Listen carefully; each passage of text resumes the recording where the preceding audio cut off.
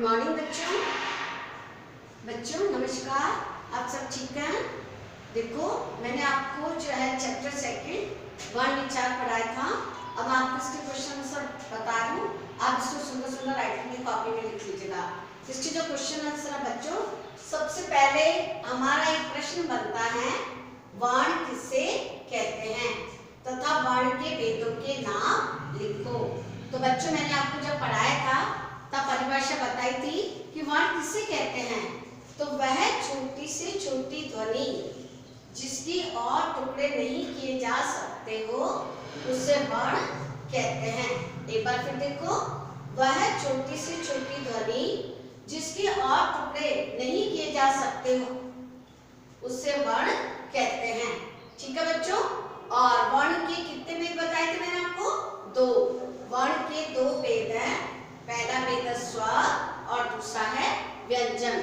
तो ये आपके, और मैंने ये भी बताया था स्वर किसे कहते हैं, व्यंजन किसे कहते हैं। तो अब हम प्रश्न दूसरा देखेंगे, स्वर किसे कहते हैं। बच्चों स्वर किसे कहते हैं? जिन वर्णों का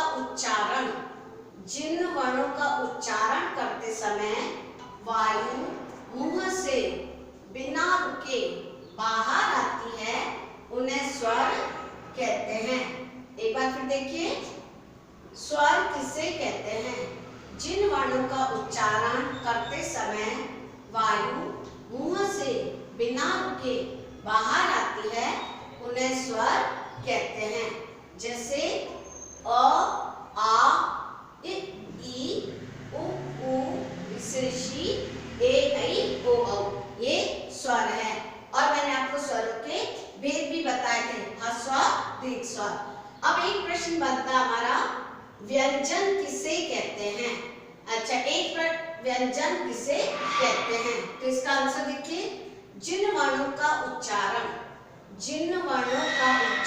करते समय वायु मुंह में रुककर बाहर आती है उन्हें व्यंजन कहते हैं। जिन वर्णों का उच्चारण करते समय वायु मुंह में रुककर बाहर आती है उन्हें व्यंजन कहते हैं। ठीक है बच्चों। अब जो है व्यंजन भी मैंने आपको अभी बताए थे कि व्यंजन कौन कौन से होते हैं। मैंने आपको जब पढ़ाया था तब मैंने आपको व्यंजन 3 प्रकार के बताए थे।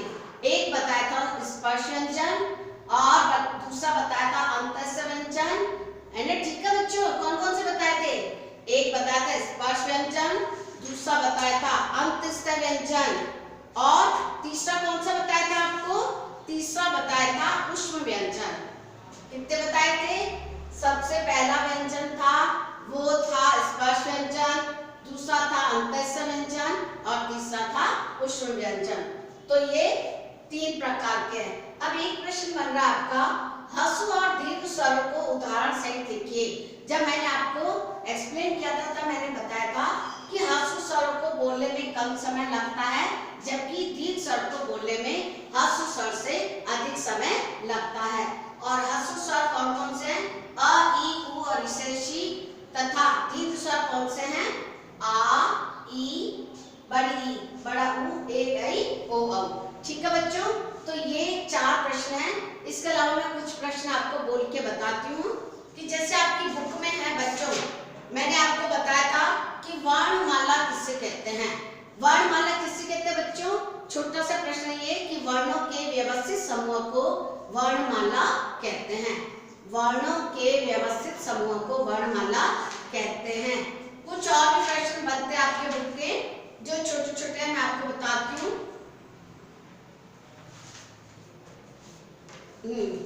ये आपके फिलिंग द ब्लैंक्स है। देखो बच्चों, ये उचित शब्द द्वारा रिक्त स्थान भरिए। आप अच्छे से सुनिए, उचित शब्दों द्वारा रिक्त स्थान भरिए। आपकी बुक में पहला अ का है, वर्णों के व्यवस्थित समूह को कहते हैं। क्या कहते हैं बच्चों? वर्णमाला। वर्णों के व्यवस्थित समूह को वर्णमाला कहते हैं। अब है वर्णों के भेद होते हैं। वैसे वर्णों के 2 भेद होते हैं, लेकिन आपको मैंने एक और बताया था, प्लूत। तो वर्णों के 3 भेद, स्वर, व्यंजन और प्लूत। अच्छा, स्वरों की एक प्रश्न बनता है कि ये बनता है आपका कि ये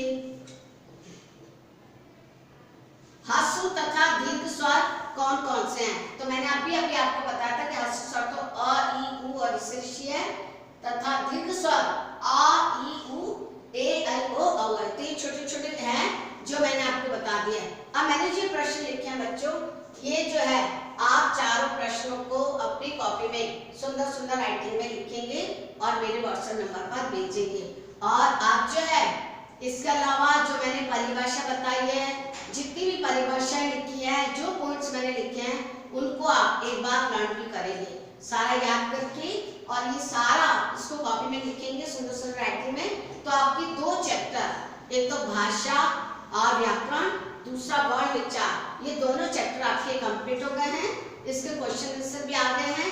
अब आपको जो है रीडर पढ़ाया जाएगा, तो आप जो है पहले से ही जो बुक है उस बुक का पहला चैप्टर आप देख के रखेंगे, ताकि जब मैं एक्सप्लेन करूं तो आपको और भी अच्छे से समझ में आए। तो आप ये सुंदर सुंदर राइटिंग मेरी बात को करोगे और मेरे व्हाट्सएप नंबर पर भेज देना। ठीक है बच्चों, घर में रहो, सुरक्षित रहो, खुश रहो। ओके बच्चा, थैंक यू।